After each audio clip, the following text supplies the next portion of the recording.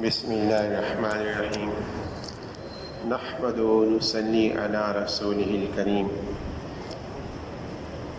محترم بھائی دوستو، اللہ جل جلالہ نے دونوں جہانوں کی پوری کامیابیاں اپنے پورے دین کے اندر رکھی ہیں،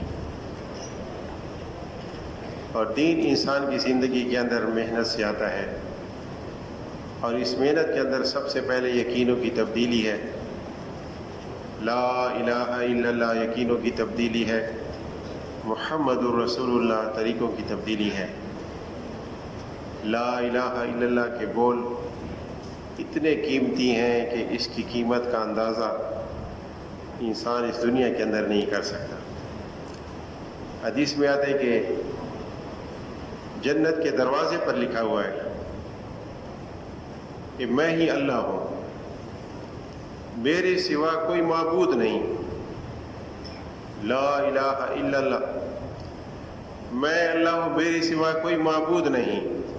جو شخص یہ کلمہ کہتا ہوا میرے پاس آئے گا، میں اس کو عذاب نہیں دوں گا۔ دوسری روایت میں ہے فرمایا کہ لا الہ الا اللہ میرا قلعہ ہے، جو شخص اس قلعے کے اندر داخل ہو گیا میرے عذاب سے بچ جائے گا۔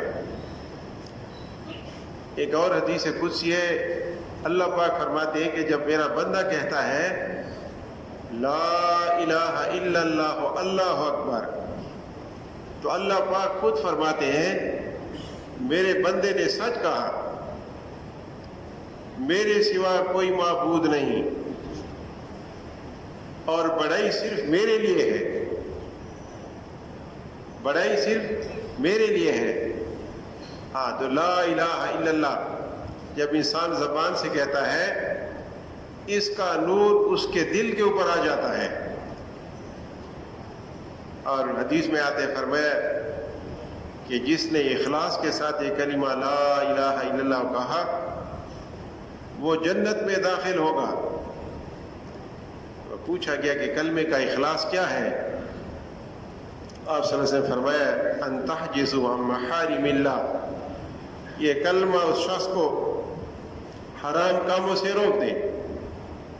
یہ کلمے کا اخلاص ہے کہ کلمہ لا الہ الا اللہ پڑھا اور ایمان والا بن گیا، تو اب جو ہے نا برائیوں سے بچے، جن چیزوں سے اللہ نے منع کیا ہے ان سے رک جائے، اور جن کا حکم دیا ہے کرنے کا ان کو پورا کرے،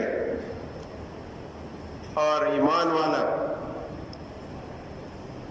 اس کے دل کے اندر جو امیدیں ہیں وہ ساری کی ساری امیدیں صرف ایک اللہ کی ذات سے ہیں، کہ اس کے جو بھی کام بنیں گے اللہ کی ذات سے بنیں گے، اس کی توجہ ہر وقت اللہ کی ذات کی طرف ہوتی ہے، اور خوف جو ہے اس کا اس کے دل کے اندر وہ بھی اللہ پاک کا ہوتا ہے کہ اگر مجھ سے کوئی غلطی ہو گئی تو اس پر اللہ پاک ناراض ہو جائے گا۔ ایک شخص کا قصہ لکھا غالباً فضائل صدقات میں ہے، وہ کہتے ہیں کہ جب اللہ کی نافرمانی مجھ سے ہو جاتی ہے، میں گھر میں داخل ہوتا ہوں تو گھر کے اندر بیوی میری بات نہیں مانتی، سواری کے پاس گھوڑے کے پاس جاتا ہوں تو میرا گھوڑا بھی نافرمان بن جاتا ہے، اور بات یہ ہوتی ہے کہ مجھ سے اللہ کی نافرمانی ہو جاتی ہے، اور اس کا اثر یہ ہوتا ہے کہ اس اثر کی وجہ سے گھر والے بھی بات نہیں مانتے، اور باہر والے بھی بات نہیں مانتے، اور جانور بھی اس کی بات نہیں مانتے، اور جو اللہ کی مان لیتا ہے یہ ساری مخلوق اس کے ماننے کے لیے تیار ہو جاتی ہے۔ حضرات صحابہ کرام اجمعین جنگل میں جاتے ہیں، اور وہاں پر ایک صحابی درخت پر چڑھ کر اعلان کرتا ہے کہ اللہ کے رسول کے مہمان آئے ہوئے ہیں، آپ یہ جنگل خالی کر دیں۔ تو فرماتے ہیں کہ جانوروں نے اپنے بچے، درندوں نے اپنے بچے منہ میں پکڑ کر جو ہے نا جنگل خالی کر کے وہ چلے گئے۔ ایک صحابی حضرت سفینہ رضی اللہ عنہ اپنی جماعت سے بچھڑ گئے. اب جنگل میں جاتے ہیں تو آگے پانی آ گیا, تو پانی میں جو ہے نا کوئی کشتی یا کوئی ایسی چیز تھی, اس کے اوپر جب بیٹھے, اب وہ جب کنارے کے قریب ہو گئے تو سامنے شیر کھڑا ہے. ہاں, تو صحابی نے شیر کی آنکھوں میں آنکھیں ڈال کر فرمایا انت اسد البر وانا مولا رسول اللہ, تو جنگل کا بادشاہ ہے اور میں اللہ کے رسول کا غلام ہوں. شیر نے چہرہ دوسری طرف پھیر دیا اور دم ہلانے لگ گیا, اور صحابی سمجھ گئے کہ یہ بھی تابع ہو گیا. تو صحابی فرماتے کہ میں نیچے اترا اور شیر میرے آگے آگے اور میں اس کے پیچھے پیچھے, یہاں تک کہ میری جماعت کے قریب اس نے مجھے پہنچا دیا اور پھر شیر واپس چلا گیا. تو محترم بھائی دوستو, جب انسان اللہ کی اطاعت اور فرما برداری کرتا ہے تو پھر ساری مخلوق اس کے تابع بن جاتی ہے, اور جب انسان نافرمان ہو جاتا ہے اور اللہ کو ناراض کر دیتا ہے تو سارا نظام اس کے خلاف بن جاتا ہے. اور کلمہ لا الہ الا اللہ, اس کے اندر تو اللہ کی ذات سے اقرار ہے کہ یا اللہ میں تیرا بندہ ہوں, اب تیری مان کر زندگی گزاروں گا, میری اپنی مرضی نہیں, میں نے اپنی مرضی چھوڑ دی, اب میں جو ہے نا اللہ پاک کے حکم کو دیکھ کر چلوں گا. اب اللہ پاک کا خوف بھی ہو, کہتے ایمان خوف اور امید کے درمیان ہے, کہ اللہ پاک کی ذات کا خوف بھی ہو کہ اللہ پاک اتنے زبردست قدرت والے, ہر چیز کا علم اس کو ہے, آنکھوں کی خیانت کو جانتے ہیں اور دلوں کے چھپے رازوں کو جانتے ہیں. اس ذات سے کوئی چیز چھپی ہوئی نہیں ہے. تو میرے محترم بھائی دوستو, اللہ پاک کا پورا خوف جس کے دل میں ہو, فرمایا وَأَمَّا مَنْ خَافَ مَقَامَ رَبِّهِ وَنَهَى النَّفْسَ عَنِ الْهَوَىٰ فَإِنَّ الْجَنَّةَ هِيَ الْمَأْوَىٰ, کہ جو شخص اللہ پاک کے سامنے کھڑے ہونے سے ڈر گیا اور اپنے نفس کو خواہشات سے روک لیا تو اس کا ٹھکانہ قیامت کے دن جنت ہوگا. ہاں, تو اللہ پاک کی ذات کا خوف دل کے اندر آ جائے, اور میرے دوستو امیدیں اور محبت ہماری صرف ایک اللہ کی ذات سے ہو. انبیاء کرام علیہ السلام نے لوگوں کو اللہ کی طرف بلایا, لوگوں کا تعلق اللہ کی ذات سے بنایا. دنیا کے اندر سب سے مشکل کام جو ہے, مشکل سے مشکل کام کسی انسان کے غلط عقیدے کو صحیح عقیدے پر لانا, اس کو بدلنا, یہ سب سے مشکل کام ہے. اور یہ مشکل کام اللہ پاک نے انبیاء کرام علیہ السلام سے لیا ہے کہ ان کے غلط عقیدے صحیح عقیدے میں بدل جائیں. اس لیے انبیاء کرام علیہ السلام نے دعوت دی اور لوگوں کا تعلق اللہ کی ذات سے بنایا, اور یہ مشکل کام اللہ پاک نے انبیاء کرام علیہ السلام سے لیا. کام بڑا ہے کہ ایمان لانا, پھر ایمان کی دعوت دینا, اپنے ایمان کو بچانا. ہاں, شیخ الحدیث صاحب نے لکھا ہے کہ افسوس اس شخص پر نہیں جس کی زندگی گرجوں اور بتخانوں کے اندر گزری ہو اور قیامت کے دن وہ کافروں کی صف میں کھڑا ہو.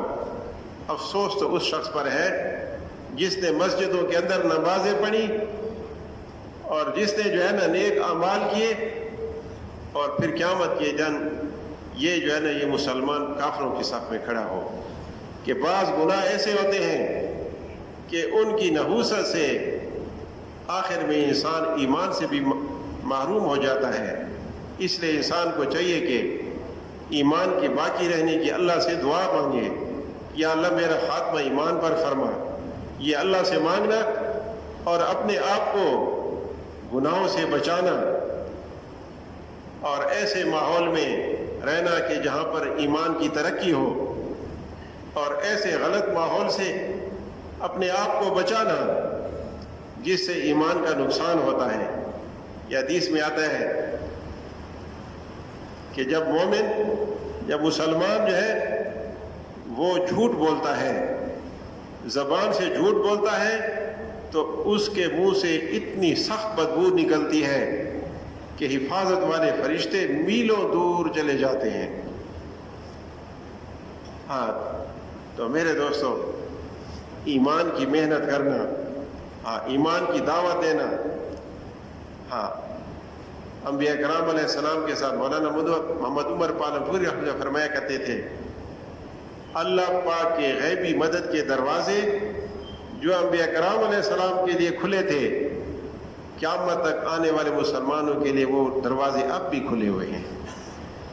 ابراہیم علیہ السلام کو آگ میں ڈالا گیا، اللہ پاک نے براہ راست آگ کو حکم دیا، قلنا یا نار کونی برداً وسلاما علی ابراہیم، اے آگ ٹھنڈی اور سلامتی والی ہو جا صرف ابراہیم علیہ السلام پر۔ اب جو ہے نا نمرود اور باقی کفار جو ہے نا وہ دیکھ رہے ہیں ابراہیم علیہ السلام آگ میں چل پھر رہے ہیں، وہ حیران ہو گئے، عقلیں کام چھوڑ گئیں کہ جو آگ جلاتی ہے اب اس آگ کے اندر کیسے انسان زندہ رہتا ہے۔ موسیٰ علیہ السلام، ان کی والدہ کے دل کے اندر اللہ پاک نے ڈال دیا کہ اس بچے کو پانی کے اندر بہا دو، ہم دوبارہ تمہاری گود کے اندر اس کو لوٹا کر رہیں گے۔ اور پھر اللہ پاک نے ایسا نظام بنایا، اللہ پاک فرماتے ہیں کہ اے موسیٰ، یہ تمہارا دشمن اور میرا دشمن، اس کے گھر کے اندر تم چلے گئے، اور پھر میں نے کس طرح تمہیں اپنی ماں کے گود کے اندر لوٹایا، فرددنا الی امی کی تقر عینھا، کہ ہم نے تمہیں دوبارہ ماں کی گود کے اندر کیسے لوٹا دیا۔ یوسف علیہ السلام بھائیوں نے کنویں میں ڈال دیا، اللہ پاک نے ایسا نظام بدلا کہ مصر کے خزانوں کی چابیاں یوسف علیہ السلام کے پاس۔ اب بھائی آتے ہیں، اب غلہ جو ہے نا یوسف علیہ السلام کے علاوہ اور کسی جگہ پر ملتا نہیں، اب ان کے پاس پیسے تھوڑے ہیں، غلہ زیادہ چاہیے، تو بھائی کہتے ہیں اے عزیز مصر، آپ ہمارے پاس پیسے تھوڑے ہیں اور غلہ ہمارے زیادہ چاہیے، آپ ہمارے اوپر صدقہ کیجئے، تصدق علینا، کہ صدقے کا اللہ پاک بہت اچھا بدلہ دیتے ہیں۔ یوسف علیہ السلام پوچھتے ہیں، آپ کا ایک بھائی تھا جس کا نام یوسف تھا، اس کا کیا ہوا؟ تو حیران ہو گئے، تو کہنے لگے اِنَّكَ لَأَنْتَ یوسف، کیا وہی یوسف ہیں؟ تو یوسف علیہ السلام فرمایا، ہاں انا یوسف، میں وہی یوسف ہوں جس کو آپ نے کنویں میں ڈالا تھا۔ تو حیران ہو گئے کہ ہم نے کیا تدبیر کی تھی اور اللہ پاک کا فیصلہ کیا ہوا۔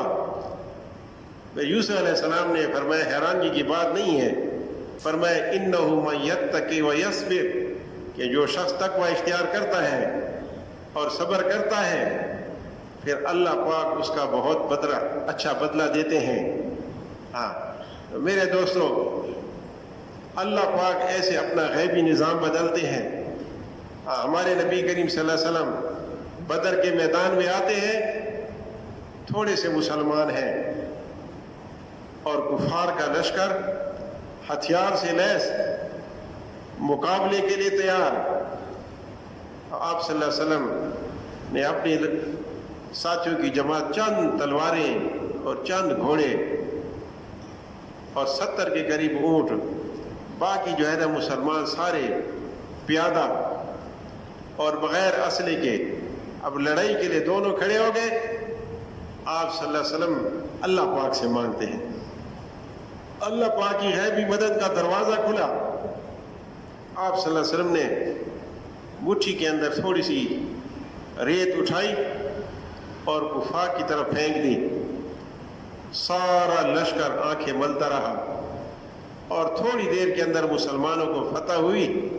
پھر اللہ پاک نے فرمایا اے میرے نبی صلی اللہ علیہ وسلم یہ ریت آپ نے نہیں پھینکی, یہ کنکریاں آپ نے نہیں پھینکی بلکہ اللہ نے پھینکی. وما رمیت اذ رمیت ولکن اللہ رما, یہ اللہ پاک نے پھینکی. اور فرمایا فلم تقتلوہم ولکن اللہ قتلہم, قتال تم نے نہیں کیا بلکہ قتال اللہ نے کیا ان کے ساتھ. اللہ نے ان کو, میرے دوستوں, اللہ پاک کی غیبی مدد کے دروازے انبیاء کرام علیہ السلام کے ساتھ کھلے تھے. اور اللہ پاک فرماتے ہیں انا لننصرنا رسلنا والذین آمنوا فی الحیات الدنیا ویوم یقوم الاشہاد, کہ ہم اپنے رسولوں کی مدد کرتے رہتے ہیں اور ایمان والوں کی بھی مدد کرتے ہیں. آگے یہ جو ہے نا, اللہ کی مدد کا دروازہ صرف نبیوں پیغمبروں کے لیے نہیں کھلا تھا بلکہ فرمائے والذین آمنوا, وہ بھی ساتھ شامل ہیں. ایمان والوں کے لیے بھی اللہ کی غیبی مدد کے دروازے کھلے ہوئے ہیں. اور دنیا فی الحیات الدنیا, دنیا کے اندر ویوم یقوم الاشہاد, اس طرح مرنے کے بعد قیامت کے دن بھی اللہ پاک کی مدد کا دروازہ کھلے گا. اور اللہ پاک کی ایسی غیبی مدد آئے گی کہ پھر قیامت کے دن ساری دنیا کے انسان دیکھیں گے کہ ایمان والوں کو کیسی خوشیاں ملتی ہیں اور کیسی کامیابیاں ملتی ہیں. میرے دوستو, اللہ پاک کی ذات کا یقین آ جائے کہ لا الہ الا اللہ, ایک اللہ سے سب کچھ ہوتا ہے اور سارا غیر اللہ کے بغیر کچھ نہیں کر سکتا. مخلوق میں جو نظر آ رہا ہے مخلوق کا اپنا نہیں ہے, وہ بھی اللہ کا ہے. سورج کو روشنی اللہ نے دی, چاند کو چاندنی اللہ نے دی, بادلوں سے پانی اللہ پاک برساتے ہیں, زمین سے غلے اللہ پاک نکالتے ہیں. اللہ پاک فرماتے ہیں اے میرے نبی صلی اللہ علیہ وسلم آپ ان کفار سے پوچھیں وَلَئِن سَأَلْتُم مَّنْ خَلَقَ السَّمَاوَاتِ وَالْأَرْضَ, اگر آپ ان سے پوچھیں کہ زمین و آسمانوں کو کس نے پیدا کیا تو یہ کہیں گے لَيَقُولُنَّ اللَّهُ, کہ یہ تو اللہ نے پیدا کیا ہے. وَلَئِن سَأَلْتُم مَّن نَّزَّلَ مِنَ السَّمَاءِ مَاءً, اگر ان سے پوچھیں کہ آسمان سے بارش کون برساتا ہے تو یہ کہیں گے کہ یہ تو اللہ برساتا ہے. تو یہ یقین تو کفار کا بھی تھا, یہ وہ بھی کہتے ہیں. تو پھر فرماتے کہ آپ اللہ کے ساتھ شرک کیوں ٹھہراتے ہیں, کہ شرک ایسا بڑا گناہ ہے کہ اللہ پاک فرماتے ہیں کہ جس نے اللہ کے ساتھ شرک کیا فَقَدْ ضَلَّ ضَلَالًا بَعِيدًا, کہ وہ گمراہی کے اندر بہت دور جا گیا, بہت دور جا گرا جس نے اللہ کے ساتھ شریک ٹھہرایا. کہ اللہ پاک کی ذات واحد لا شریک ہے, وہ کسی کا محتاج نہیں ہے, بے نیاز ہے. اس کے ارادے کا نام موجود ہے. اور یشرک جو ہے نا, کہ جو شرک کرتا ہے فرمائے انما المشرکون نجس, کہ مشرکین جو ہے نا یہ نجس ہے, ناپاک ہے, اور اس کے دل کے اندر نجاست ہے کہ جو ہے. تو میرے دوستو, سب سے پہلے تو اپنے دل کو شرک سے پاک کرنا ہے. حضرت جی مولانا فرمایا کرتے تھے یقینوں کی خرابی ہم سب کی مشترکہ بیماری ہے. کہ غلط یقین ہمارے دلوں کے اندر جو بنا ہوا ہے, سب سے پہلے تو اس کو نکالنا ہے کہ اللہ سے ہوتا ہے, اللہ کے غیر سے نہیں ہوتا, اور سارا غیر اللہ کے بغیر کچھ نہیں کر سکتا. اس کو تو جو ہے نا میرے دوستو جلد سے جلد نکالنا ہے کہ ہمارے یقین ایک اللہ کی ذات پر آ جائے اور اللہ کا غیر ہمارے دل سے نکل جائے. اس کے تو کہتے ہیں کہ روزانہ دعوت دیں کہ اللہ سے ہوتا ہے, اللہ کے غیر سے نہیں ہوتا. محترم بھائی دوستو, دیکھو ہاتھ کی جماعت یہاں پر آئی تھی مذاکرے کے لیے. مولوی عظیم سے وہ فرما رہے تھے کہ ایک آدمی 20 سال تک مسجد کے اندر جھاڑو دے اور خدمت کرے, اس سے اس کی جنت بنے گی, لیکن اس سے باطل نہیں ٹوٹے گا, کفر پر کوئی اثر نہیں پڑتا. لیکن ایک گشت بناؤ اور بازار میں جا کر یہ دعوت دے اور لا الہ الا اللہ کی دعوت دے دے, اس گشت کی وجہ سے, ان بولوں کی وجہ سے سارے کفر کے اوپر اللہ پاک اثر ڈال دیتے ہیں. تو محترم بھائی دوستو, صحیح یقین کی دعوت دینا، کہ ہم روزانہ اس کی دعوت دیں گے تاکہ ہمارا اپنا یقین بن جائے۔ کہتے ہیں 6 نمبر تو 6 صفات ہیں، یہ اپنا جو ہے نا صفات ہمارے اندر پیدا ہو جائیں، اس لیے ہم اس کی دعوت دوسروں کو دیتے ہیں، اپنے دل کو نشانہ بنا کر کہ یہ صفات میرے اندر پیدا ہو جائے اور پوری امت کے اندر پیدا ہو جائے۔ اور سب سے بڑی صفت جو ہے وہ ایمان کی صفت ہے، اور اس پر اللہ پاک کا جتنا بھی شکریہ ادا کریں اتنا کم ہے۔ اللہ پاک خود فرماتے ہیں، فرمایا اے میرے نبی صلی اللہ علیہ وسلم، یہ کچھ لوگ آپ پر احسان جتاتے ہیں کہ ہم اسلام لائے، یمنون علیک ان اسلموا، یہ کچھ لوگ آپ پر احسان جتاتے ہیں کہ ہم اسلام لائے، ان سے کہہ دو کہ اللہ پر احسان مت جتاؤ، بل اللہ یمن علیکم ان ہداکم للایمان، بلکہ اللہ کا احسان سمجھو اس نے اسلام کی اور ایمان کی ہدایت تمہیں دے دی، یہ اللہ کا احسان ہے۔ اس پر دل سے شکریہ ادا کریں کہ اللہ پاک نے ایمان کی دولت عطا فرمائی۔ یقین کریں اس وقت روئے زمین پر اربوں کی تعداد میں انسان زندہ ہے، اور میرے دوستو بڑے بڑے عہدوں پر بیٹھے ہوئے ہیں، ہوائی جہازوں میں اڑ رہے ہیں، لیکن ایمان کی دولت ان کے پاس نہیں ہے۔ یہ تھوڑے سے لوگوں کو اللہ پاک نے ایمان کی دولت دی ہے، یہ اس کی قدر کریں گے۔ اللہ پاک کا یہ قانون ہے کہ جس نعمت پر اللہ پاک کا شکریہ ادا کیا جائے اور اس کی قدر کی جائے، اللہ پاک اس نعمت کو بڑھاتے ہیں۔ تو سب سے بڑی نعمت جو ہے وہ ایمان کی دولت ہے۔ اور دوسرا جز کلمہ کا ہے محمد الرسول اللہ صلی اللہ علیہ وسلم، نبی علیہ السلام کے طریقوں کے اندر کامیابی ہے۔ آپ صلی اللہ علیہ وسلم نے ایسے طریقے اور ایسے زندگی کے اصول بتائے کہ جو شخص بھی اس طریقے کے مطابق زندگی گزارے گا، دونوں جہانوں کی کامیابیاں اس کے قدم چومیں گی۔ فرمایا میری ساری امت جنت میں داخل ہوگی مگر جس نے انکار کیا۔ صحابہ کرام نے پوچھا رضوان اجمعین کہ یا رسول اللہ انکار کرنے والا کون ہے؟ آپ صلی اللہ علیہ وسلم نے فرمایا کہ جو میری اطاعت کرے گا وہ جنت میں داخل ہوگا، اور جو میری نافرمانی کرے گا وہ انکار کرنے والا ہے۔ کہ آپ صلی اللہ علیہ وسلم یہ حدیث میں ہے، فرمایا فتنے فساد کے زمانے کے اندر میری سنت کو مضبوطی کے ساتھ پکڑے گا، اللہ پاک اس کو 100 شہیدوں کا اجر و ثواب عطا فرمائے گا۔ حضرات صاحب کرام اجمعین، نبی علیہ السلام کے وضو کا جو پانی ہوتا تھا وہ زمین پر نہیں جاتا تھا، ایک قطرہ بھی زمین پر جانے نہیں دیتے تھے، بلکہ ہاتھوں میں لے کر اپنے وجود پر ملتے تھے۔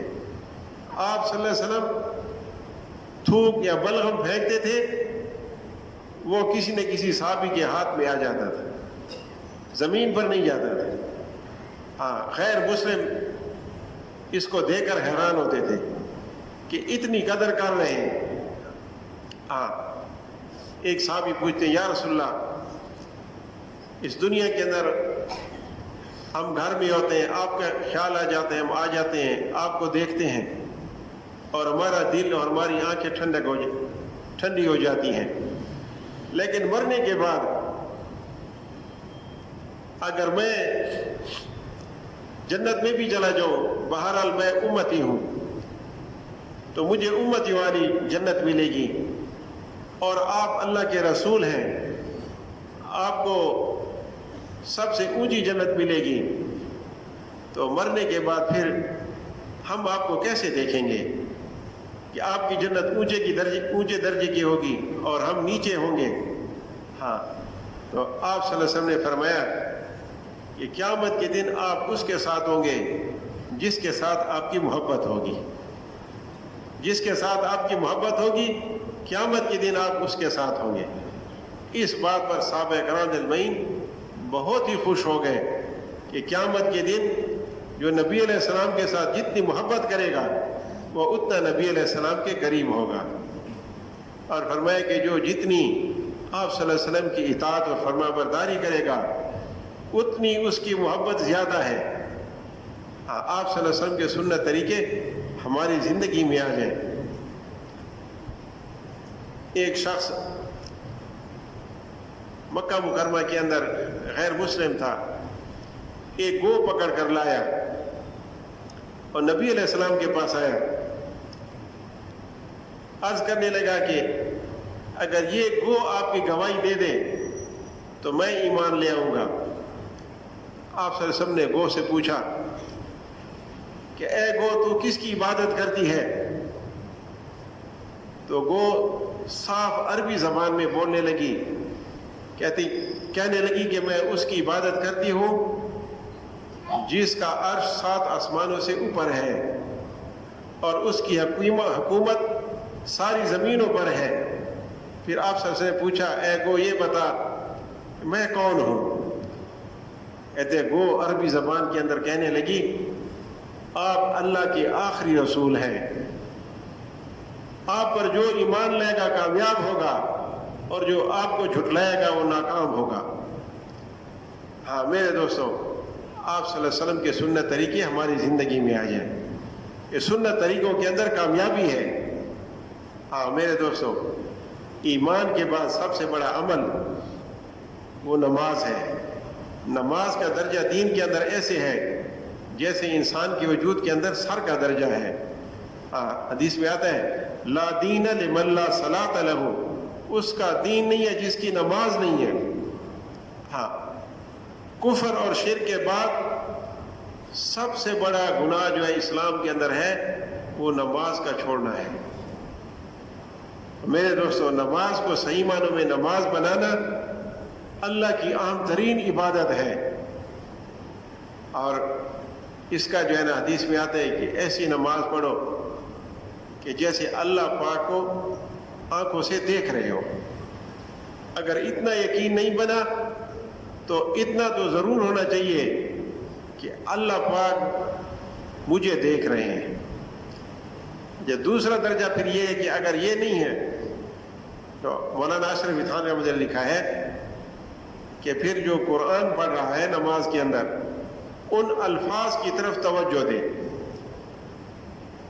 ہاں ان الفاظ کی طرف توجہ دے۔ اور پھر آخری درجہ نماز کا یہ ہے کہ اتنا سوچے کہ میں جو کچھ پڑھ رہا ہوں یہ اللہ کا کلام ہے، اور معنی وغیرہ پر اس پر سمجھ نہیں آتی تو اتنا سمجھے کہ میں اللہ کا کلام پڑھ رہا ہوں۔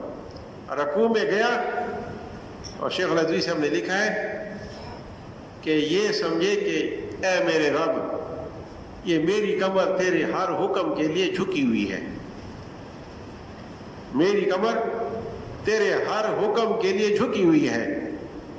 اور سجدے میں جائے تو سب سے زیادہ قرب انسان کو اللہ پاک کے ساتھ سجدے میں حاصل ہوتا ہے کہ سب سے زیادہ قریب انسان سجدے کے اندر اللہ سے قریب ہوتا ہے۔ اب جتنا لمبا سجدہ کرے گا ہاں اتنا زیادہ اللہ کے قریب ہوگا۔ کہ صحابی نے عرض کیا نہیں، نبی علیہ السلام نے پوچھا کہ کیا چاہیے؟ وہ خدمت کرتا نبی علیہ السلام کی۔ اس نے عرض کیا یا رسول اللہ جنت میں آپ کی رفاقت چاہیے۔ آپ صلی اللہ علیہ وسلم نے فرمایا بس یہی، کہتے ہیں بس یہی چاہیے اور کچھ نہیں چاہیے۔ فرمایا سجدوں سے میری دعا کی مدد کرنا، سجدوں کی کثرت سے میری دعا کی مدد کرنا، کہ سجدوں کی کثرت اس وقت ہوگی جب نماز کثرت سے پڑھے گا، اور سجدے جو ہے نا لمبا سجدہ کرے گا۔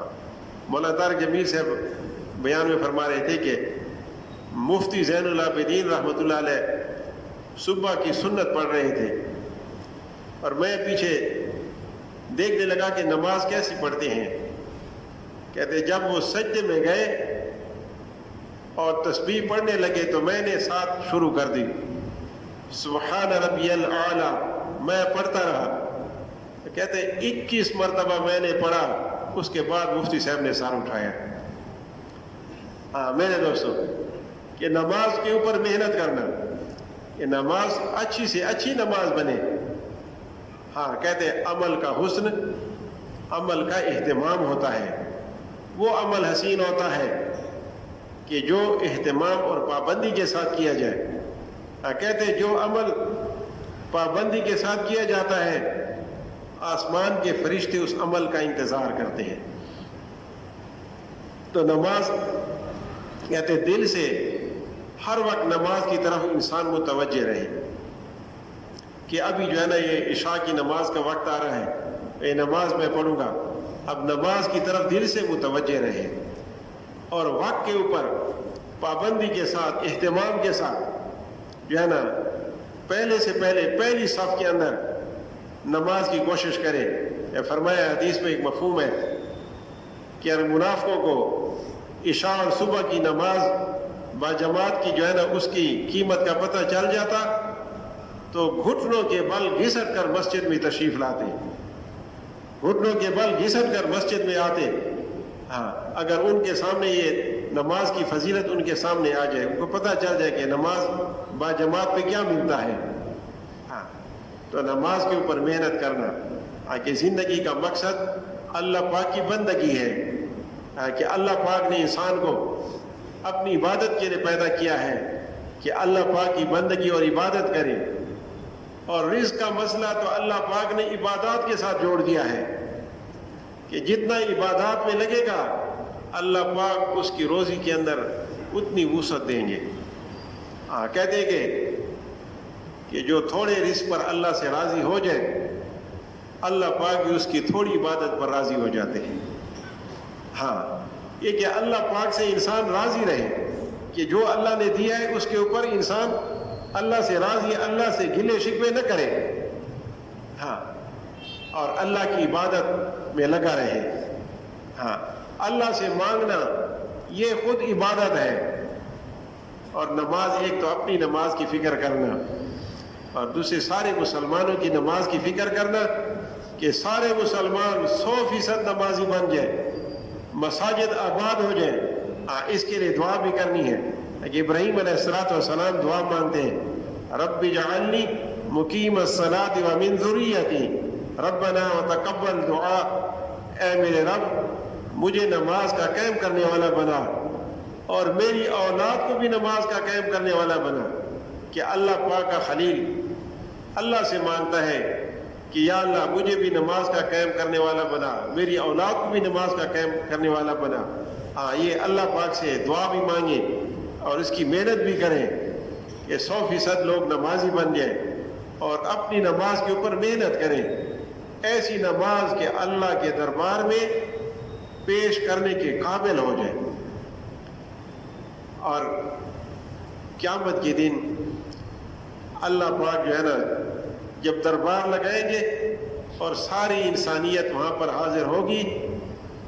پھر جن لوگوں نے اپنے بچوں کو دین کا علم سکھایا تھا کہتے ہیں ان کا عمل نامہ کھلے گا اور وہ عمل نامے کے اندر دیکھیں گے نیکیاں اور لکھا ہے کہ دیکھ کر حیران ہو گئے کہ یہ عمل تو میں نے نہیں کیے، تو یہ میرے عمل نامے میں اعمال کیسے آ گئے؟ تو فرشتے کہیں گے کہ یہ تمہارے اعمال نہیں ہیں، تم نے اپنے بچے کو قرآن سکھایا تھا، قرآن کا علم پڑھایا تھا، دینی علم سکھایا تھا، ان کے اعمال تمہارے اعمال نامے میں آئے ہوئے ہیں.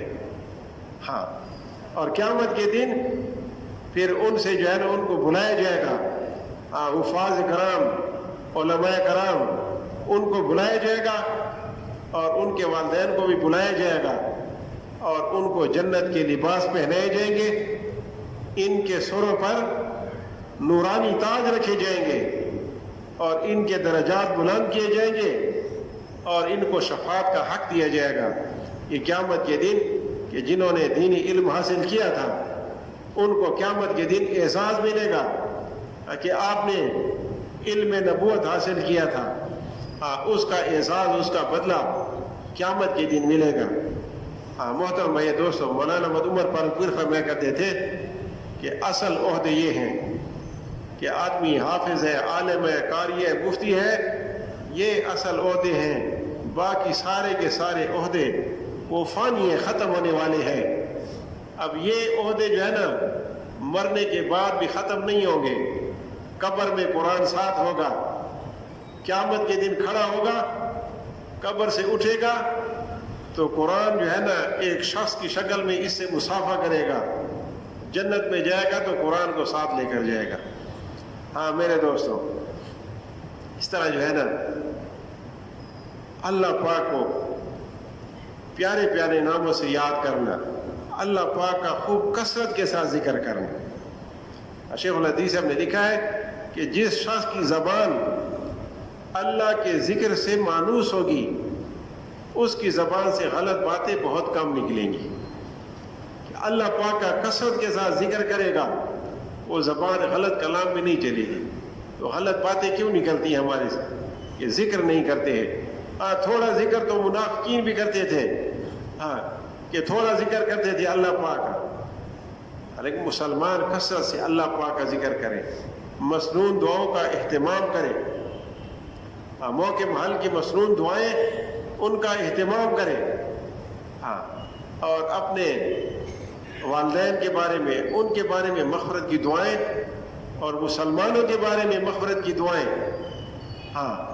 تو میرے دوستو، جو شخص اپنے والدین کو اصحال ثواب کرے گا اور دعاؤں میں یاد رکھے گا، یہ شخص اگر خدا نخواستہ ماں باپ کا نافرمان تھا لیکن اب جو ہے نا کثرت سے والدین کے لیے استغفار کرتا ہے اور دعائیں کرتا ہے، اللہ پاک اس کو فرما برداروں کی فہرست میں لکھ دیں گے۔ تو میرے دوستو، اللہ پاک کا کثرت کے ساتھ ذکر کریں،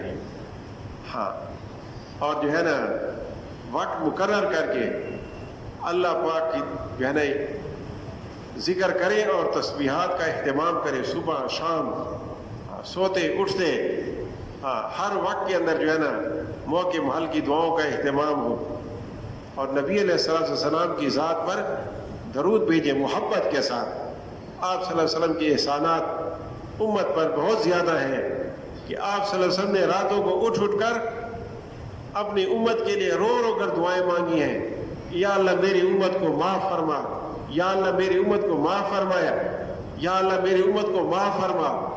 اب آپ صلی اللہ علیہ وسلم کی دعائیں، ابھی تو ہم جو ہے نا دنیا میں آئے نہیں تھے، آپ صلی اللہ علیہ وسلم نے پہلے ہماری دعائیں مانگی، یا اللہ میری امت کی گناہوں کو معاف فرما۔ آپ صلی اللہ علیہ وسلم قیامت کے دن شفاعت فرمائیں گے، اور حوض کوثر پر آپ صلی اللہ علیہ وسلم حوض کوثر کا پانی پلائیں گے۔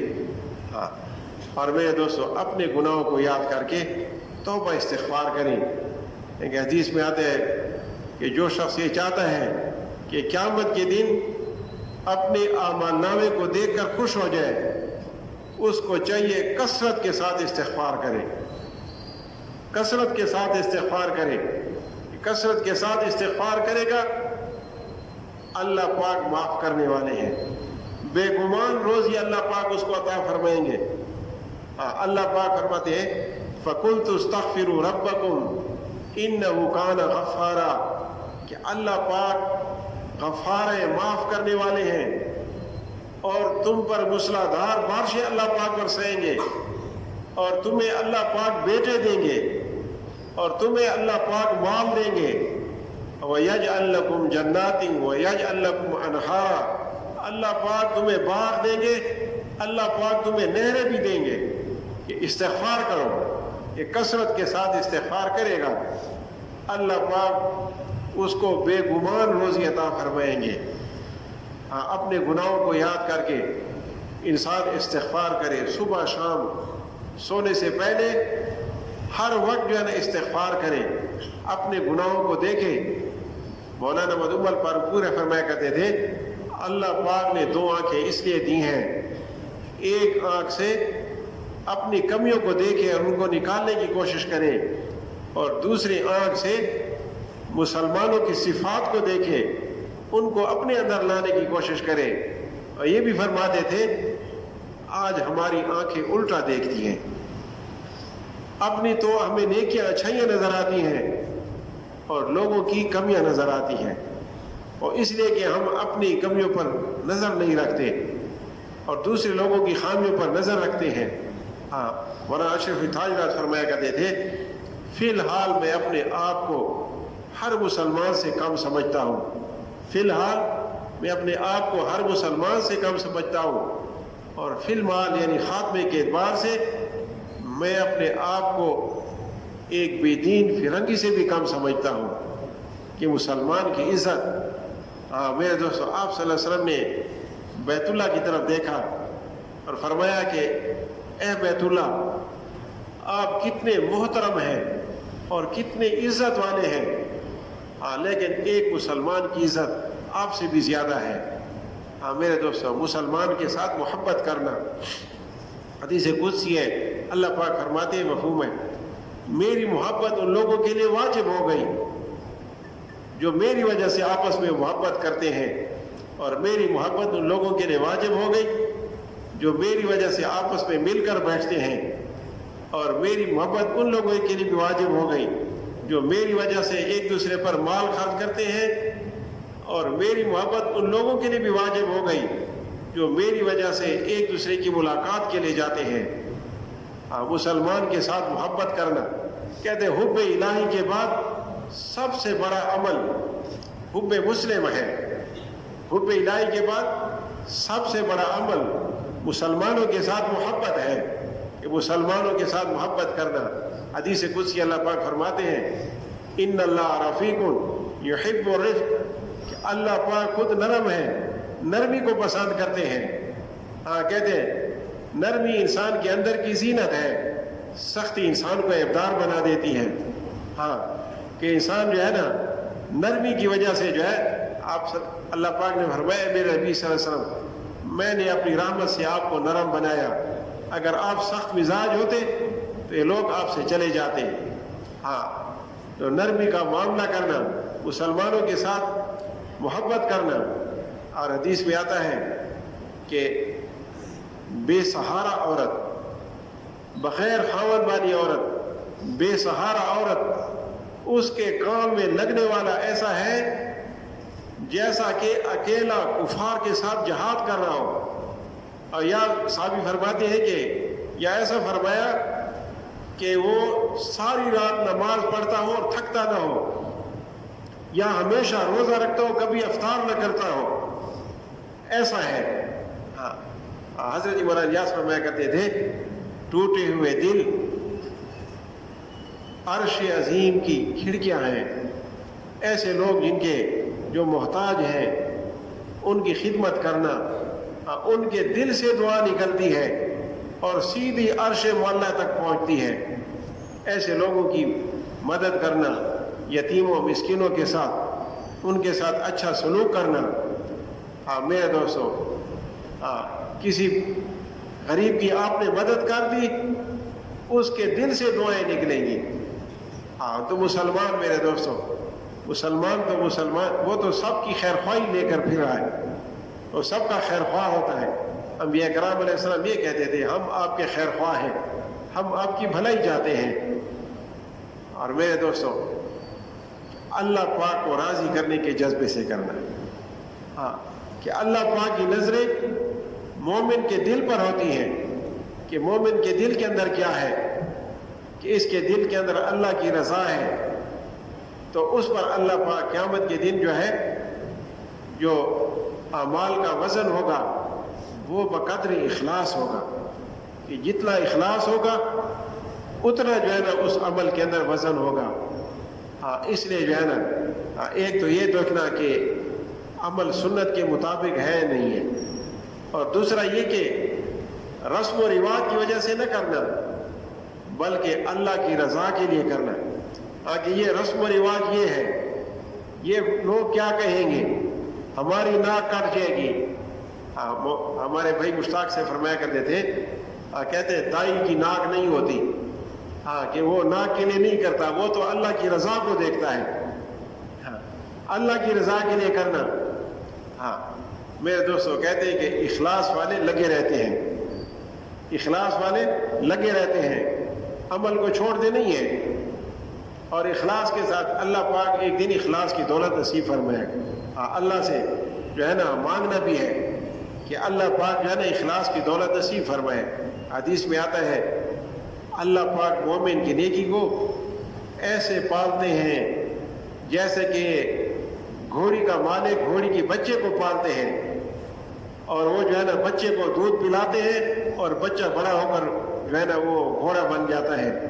اللہ پاک مومن کی نیکی کو ایسے اس کو بڑھاتے ہیں، اور فرمایا کہ اگر آپ چھوٹی سی نیکی کریں تو اللہ پاک اس نیکی کو بڑھا دیتے ہیں اور اپنی طرف سے اجر عظیم کو بھی ساتھ شامل کر دیتے ہیں کہ آپ کی چھوٹی نیکی کی قدر اللہ پاک کے ہاں بہت زیادہ ہے۔ اور قیامت کے دن کہا جائے گا یہ تمہاری وہ نیکیاں ہیں جو تم نے کی تھیں، ان ھذا کان لکم جزاء وکان سعیکم مشکورا، یہ جو کچھ آپ دیکھ رہے ہیں یہ تمہارے اعمال کا بدلہ ہے اور تمہاری نیکیوں کی ہمارے ہاں بہت زیادہ قدر تھی۔ اللہ کے ہاں جو ہے نا ان کی نیکیوں کی بہت قدر ہے کہ اخلاص کے ساتھ کیے جائیں۔ اس لیے میرے دوستوں اور دین جو ہے نا محنت سے آیا ہے، اس محنت کے لیے اللہ پاک نے انبیاء کرام علیہ السلام کا سلسلہ جاری فرمایا۔ لاکھوں نبی پیغمبر آئے اور دین کی محنت کرتے رہے، لوگوں کو اللہ کی طرف بلاتے رہے اور دین کی خاطر مشقتیں اور قربانیاں کرتے رہے۔ مولانا جمشید علی خان صاحب فرمایا کرتے تھے اللہ کی رستے کی مشقتیں اللہ کی رحمت کے پھساوڑے ہیں۔ اللہ کے رستے کی مشقتیں اللہ کی رحمت کے پھساوڑے ہیں۔ جو پھساوڑا ہوتا ہے نا جو پرندے کو پکڑنے کے لیے بناتے ہیں، کہ جب اللہ کے رستے کے اندر قربانیاں کی جائیں گی، مشقتیں مانگی نہیں جاتی لیکن اللہ کے رستے میں نکل کر آ جاتی ہے، وہ نکلتا ہے تو تھوڑی بہت مشقت تو آ جاتی ہے کہ اللہ پاک کی رحمتیں اس کی طرف متوجہ ہو جاتی ہے۔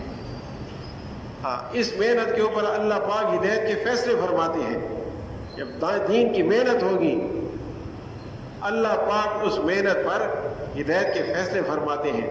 مولانا یوسف رحمۃ اللہ فرمایا کرتے تھے کہ آپ کی جماعتیں جائیں گی اور جو ہے نا آپ جائیں گے ایک بستی کے اندر، وہ بستی جو ہے نا غیر مسلموں کی ہوگی، تو آپ جو ہے نا دیکھیں گے کہ دوسرے دن جو ہے نا صبح وہ بستی مسلمانوں کی ہو جائے گی۔ مردان کی ایک جماعت گئی تھی فیجی، ایک جزیرہ ہے مشرق میں، تو ریون کے اندر کارگزاری سنا رہے تھے، میں بھی ادھر بیٹھا تھا کارگزاری سننے میں، تو وہ بتا رہے تھے کہ ہم ایک بستی میں گئے، اب ہم جو ہے نا وہاں پر پتہ کیا کوئی مسلمان نہیں ہے بستی کے اندر۔ اب ہم نے جو ہے نا وہاں پر جو ہے نا سامان بستی سے باہر رکھا اور ایک ساتھی نے اذان دی اور باقی ساتھیوں نے وضو کیا اور پھر ہم نے نماز پڑھی۔ نماز سے جب ہم نے سلام پھیرا تو دیکھا کہ چاروں طرف سے بستی والوں نے ہمارا گھیرا لگایا ہوا ہے۔ اب جیسے ہم نے نماز پوری کی تو لوگ قریب آ گئے، تو ہم سے پوچھنے لگے کہ یہ آپ لوگوں نے کیا کیا؟ ہم نے کہا کہ ہم نے اپنے رب کی عبادت کی ہے۔ تو انہوں نے کہا کہ یہ عبادت ہمیں بھی سکھا دیں، ہم جو ہے نا عیسائی ہیں لیکن ہم جو ہے نا عبادت کا طریقہ ہمیں پتہ نہیں ہے۔ تو ساتھیوں نے بتایا کہ یہ عبادت تو مسلمانوں کے لیے ہے۔ تو ان لوگوں نے کہا ہم مسلمان بن جائیں گے، آپ ہمیں یہ عبادت سکھا دیں۔ کہہ دیں کہ ساری کی ساری بستی مرد عورتیں سارے مسلمان ہو گئے اور ان کا جو عبادت خانہ تھا کہتے ہیں آپ آئے ان کو جو ہے نا اس کو مسجد بنا دیں۔ کہتے ہیں وہ ان کا جو عبادت خانہ تھا وہ مسجد میں تبدیل ہو گیا۔ محترم بھائی دوستو، جب دین کی محنت ہوتی ہے تو اللہ پھر ہدایت کے ایسے فیصلے فرماتے ہیں۔ دین کی خاطر قربانیاں اور اللہ کے راستے کے اندر چلنا، حضرات صاحب کرام اجمعین ان نے دین کی محنت کا حق ادا کر دیا۔ کہ اللہ پاک نے قرآن کے اندر ان کی محنت کی تعریف فرمائی اور فرمایا کہ رجال صدقوا ما عهد اللہ علیہ، یہ ایسے لوگ ہیں کہ جن لوگوں نے اللہ کے ساتھ جو وعدہ کیا تھا وہ سچا کر کے دکھایا، وہ وعدہ پورا کر کے دکھایا میرے دوستوں، اور ان کی محنت کا یہ اثر ہے آج ہمارے پاس کلمہ ہے، قرآن ہے، ایمان ہے، یہ ان کی قربانیوں کا اثر ہے۔ آج بھی وہ محنت ہوگی، اللہ پاک کے وعدے ویسے ہیں، اللہ پاک کی مدد انتظار میں کھڑی ہے کہ مسلمان اللہ کے راستے کے اندر نکلے۔ اس راستے کی تو اڑنے والی گرد و غبار بھی اتنی قیمتی ہے کہ اس جو ہے نا کہ اس غبار کے اوپر وہ جہاں جسم پر پڑے گی وہاں پر جو ہے نا جہنم کی آگ تو کیا دھواں بھی حرام ہو جائے گا۔ ہاں، ایک صحابی اپنے سواری کے ساتھ پیدل چل رہے تھے تو لشکر وہ جو جماعت کا امیر تھا اس نے پوچھا کہ آپ اپنی سواری پر سوار کیوں نہیں ہو رہے؟ تو اس صحابی نے عرض کیا کہ میں نے نبی علیہ السلام سے سنا ہے کہ جو شخص اللہ کے راستے کے اندر چلے اور اس کے قدم اللہ کے راستے کی گرد و غبار سے بھر جائے تو اللہ پاک نے اس پر جہنم کی آگ کو حرام کر دیا۔ تو امیر نے کہا کہ یہ بات ذرا زور سے کہو۔ کہتے صحابی نے جب زور سے وہ حدیث سنائی تو جتنے سوار تھے نیچے اتر آئے۔ ایک صحابی لشکر میں جا رہا تھا، نبی علیہ السلام سفر میں ساتھ ہیں، تو اس نے جو ہے نا نئے کپڑے پہنے تھے اور اونٹ اور گھوڑے چل رہے تھے تو گرد اڑ رہی تھی، تو وہ ایک طرف چل رہا تھا۔ آپ صلی اللہ علیہ وسلم نے اس کو بلایا اور پوچھا کہ آپ یہ لشکر سے ایک طرف کیوں چل رہے ہیں؟ اس نے عرض کیا میں نے کپڑے نئے پہنے ہوئے ہیں اور گرد غبار اڑ رہی ہے۔ پھر آپ صلی اللہ علیہ وسلم نے فرمایا کہ جنت کی خوشبو ہے یہ غبار، گرد غبار۔ علماء کرام فرماتے ہیں کہ یہ گرد جو ہے نا اس کے جسم کے جس جگہ پر پہنچے گی،